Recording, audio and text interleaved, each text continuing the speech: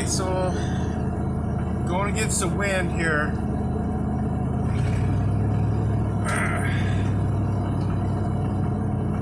It's hard to get the chute pointed where you like it. Let's see what the wipers will do. Oh. There we go.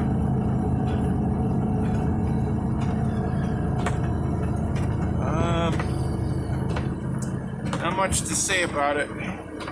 Real cold. Everything's running a little faster today. But and the snow is light. That was helpful. That takes us to a place where we're not breaking pins so much.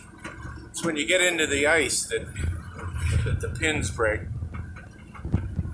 Just trying to go with second gear here, but I don't think it's working.